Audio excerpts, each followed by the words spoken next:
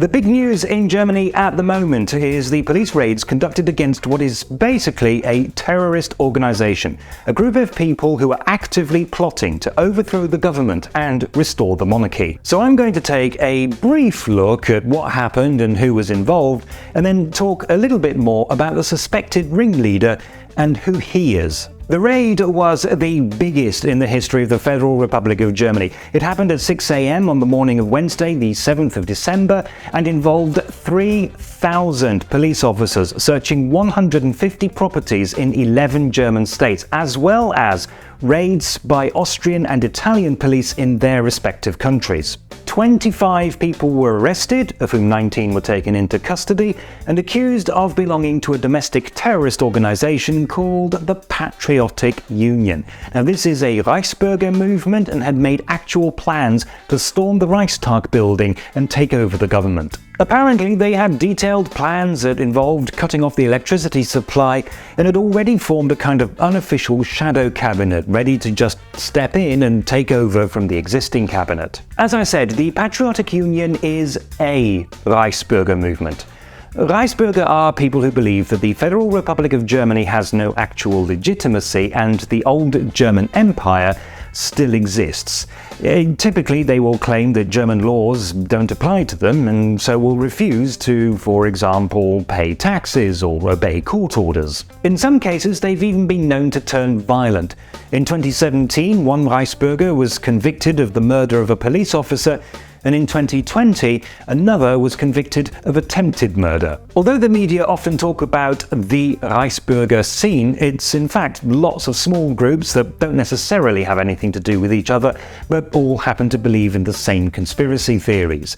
This one appears to be bigger and more organized than any we've seen so far, and is thought to have at least 50 members. This includes Birgit Malsack-Winkemann, a judge and former politician, and also Rüdiger von Pescatore, a former soldier in the Special Forces Command who was actually discharged from the army when he was caught selling guns. This is a matter of concern because it suggests that the Reichsbürger mentality has reached some people in positions of considerable power and influence. The leader of this group is Heinrich Prinz Reuß zu Köstritz, also known as Prince Heinrich XIII.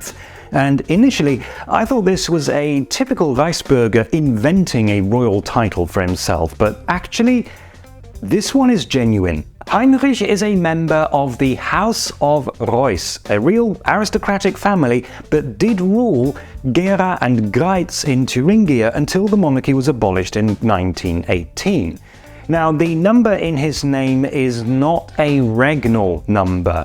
It's a family tradition that all male children are given the name Heinrich and then numbered in the order in which they were born, with the numbering being reset at the start of every century. After a lifetime of working in real estate, sparkling wine, and hickory golf, Heinrich was invited in 2019 to speak at the World Web Forum in Zurich, which is a fairly ordinary annual gathering of leaders in business and technology. For around 15 minutes, he spoke first about how wonderful life in Gera was when his family still ruled it, and then he treated his very surprised audience to a brief checklist of conspiracy theories. The separation of powers is an illusion. Germany is not a sovereign state, and the wars of the 20th century were all a conspiracy by the Rothschilds and Freemasons. Well, that made people sit up and take notice.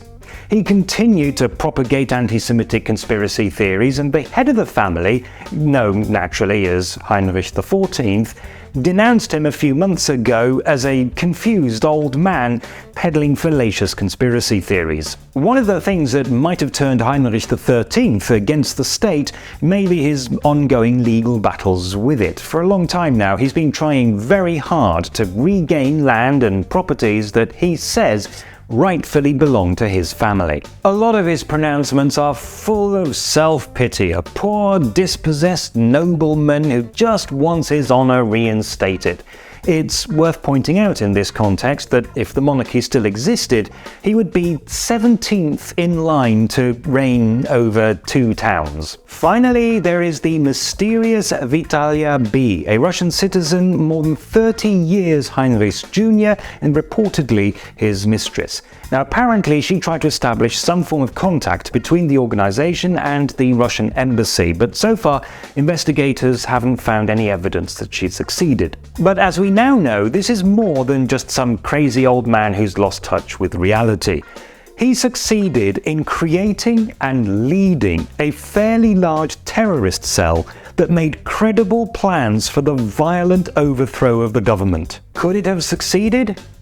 Well, I very much doubt it, but I feel quite certain that if an attempt had been made, lives would have been lost. Thankfully, the authorities managed to stop this organization before it could do any very serious damage. The Federal Republic of Germany. It happened on the... It happened at 6...